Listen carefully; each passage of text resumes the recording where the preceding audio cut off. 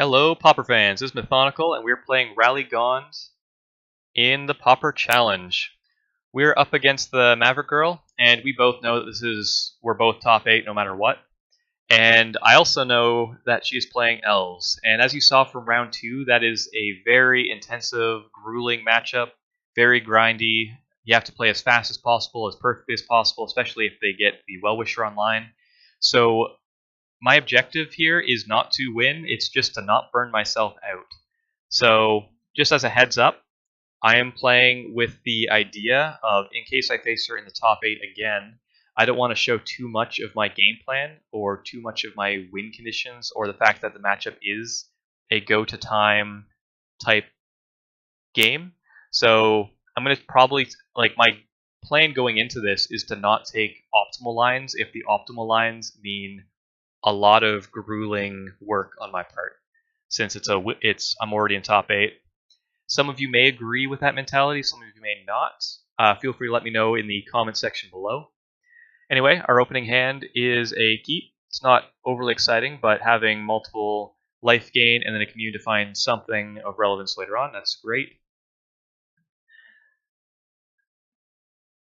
Yep, they start on the Rangers. That's going to be good for them, being able to generate mana. Drawing the Presence of Gond is great for us, because now we are looking specifically for a Midnight Guard off of our commune, which we do find. We also get some value into our graveyard with Sensilism and Battle Screech. So here, I'm going to give a quick distinction. The optimal line next turn, since they have a Well-Wisher on the field, would be to Prismatic Strands. Would be to hold that up and protect ourselves, especially with the Timberwatch elf. But I don't feel like playing the perfect grindy game. I'd rather just get my infinite combo online and just kind of block things forever. So while this does mean that we could die here, I didn't really mind. I didn't want to go through the trouble of playing multiple perfect turns. But as it turns out, she has a great hand, and even if we had played the perfect line, I don't think we would have won this. Getting the Viridian Longbow down with let's see, as much mana as she has, being able to push it anywhere she wants.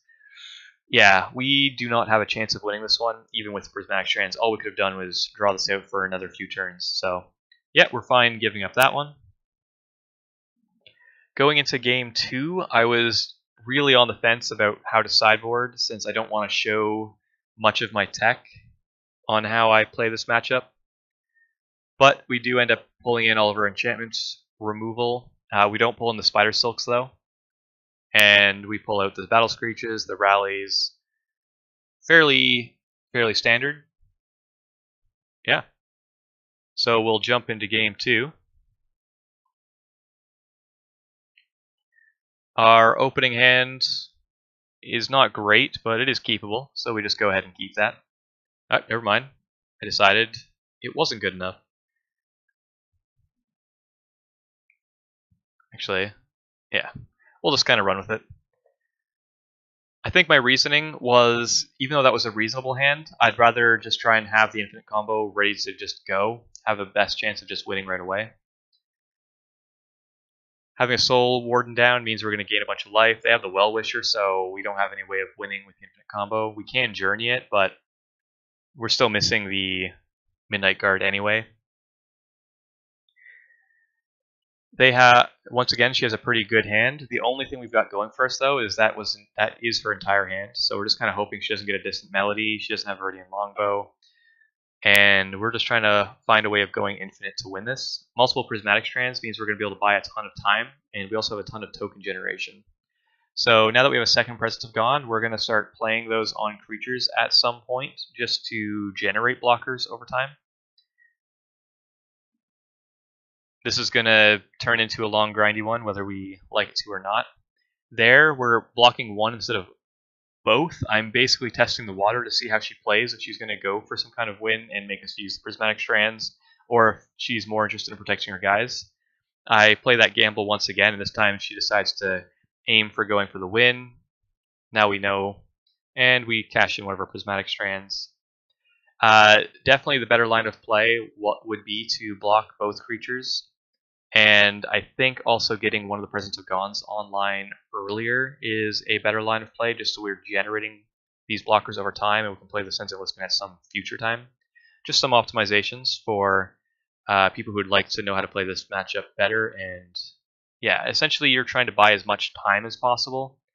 At any point you could play the Journey to Nowhere on the Timberwatch Elf in this position if you want to have the plan of anytime you block creatures that are losing creatures. I'm holding it because I'm still kind of holding out for drawing a Midnight Guard, being able to get rid of the Well-Wisher and actually win just really quickly. So it's up to you if you want to play the long game or aim for a quick win. So this is going to go on for quite some time. At least there is no current way of us kind of breaking through this stalemate. We're just going to keep generating a few tokens, block a few dudes, and yeah, since we're not drawing our Midnight Guard, she's not drawing her Distant Melody or the Viridian Longbow. This is just a stalemate until one of us draws something of relevance. We're going to keep creating enough creatures to block theirs. She's going to keep gaining a ton of life, so now that she's up to 200, even winning with the Presence of Gone combo is starting to look more and more unlikely. So at this point, my recommendation would be to get rid of the Timberwatch Elf. She doesn't end up playing a second one, so at this point it doesn't even matter that much. At some point we're going to start running out of tokens, so they're able to attack with multiple creatures a turn right now, so we're going to have to cash in our Presence of Gone. An option actually with the two journeys here is once again to get rid of both Timberwatch Elves, or we could get rid of the Vanguards, which are essentially free attacks. It would be really up to you, but I'm still holding out for the possibility of getting the Rally Gone combo down, just kind of going infinite, but yeah. I didn't want to play this game as grindily as possible, so I'm just kind of going on the very easy plan of make two dudes, block a couple dudes, and wait.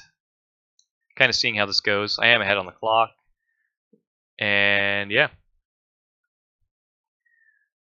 I was considering just conceding at some point, since that would mean an extra 30 minutes of break before the next round. I could go get myself some food. Got to keep those things in mind. The Pauper challenges aren't just about winning every single game, especially if you're already guaranteed top 8. You also have to make sure that you're in your peak condition to play the games, since it is multiple games back to back to back, and you are playing, as you can see, a fairly grindy deck in Rally Gone, especially when you're playing against things like Elves or Boros Monarch. So they're starting to get she's getting an insurmountable force now, and we're starting to lose more creatures than we would like. Here we're going to cash in some of our extra creatures just to, I don't know, block as many things as possible. Standard Bearer is going to be decent. It'll turn off any Quarian Ranger shenanigans. It also turns off the Huntmaster for the future. And then we do play our third Presence of Gone because we need to have enough creatures just being generated over time. We get immediately punished, though, by drawing the Midnight Guard the very next turn. So anyone who's wondering, how do you draw the Midnight Guard? Well, you play all of your Presence of Gones first. You're guaranteed to draw your Midnight Guard the next turn. Feel free to message me if that's not how it works. If you play every Presence of Gone in your deck first, and then you draw the Midnight Guard. So the game continues to grind onwards. We have a very simple, non-exhausting task of just making 3 guys and blocking, so I'm actually just watching YouTube videos at this point. You're welcome to stay and watch the rest of this to see how Elves kind of continues to play a lot of creatures. Since they've played the Distant Melody, they're going to she's going to spit out her entire hand, and very likely she's going to have more Distant Melodies, so this is the point where she's able to go off, and if she at any point gets a Viridian Longbow, we've lost at this point. Since we don't have one of our Oblivion Rings in hand, we won't even be able to get rid of it, even if she does play it. So at this point, we've essentially lost the game. I've completely F6'd and just letting her kind of do her thing. I hope she enjoys kind of playing Elves. I'd assume that's why she's playing it. So at this point, she gets to play it to her heart's content.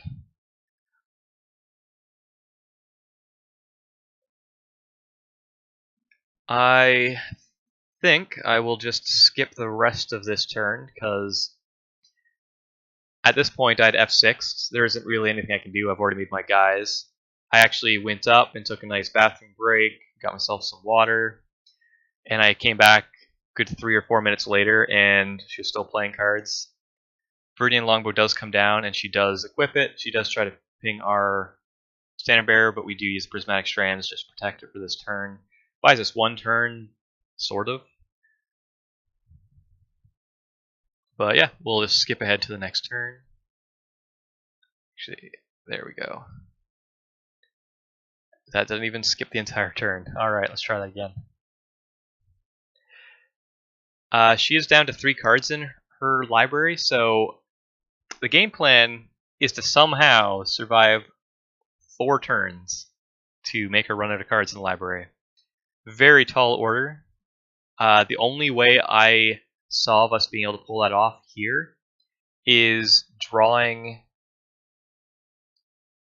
There's basically 2 ways. One of them is drawing another Benevolent Bodyguard to buy us an extra turn when they go to when she goes to Longbow or Standard Bearer, we protect it.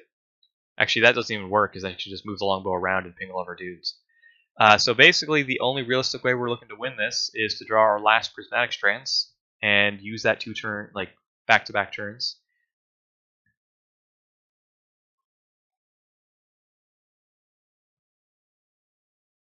But since she moved her Longbow, she played this completely correctly. She moved it and had it ready for the beginning of our turn on her upkeep.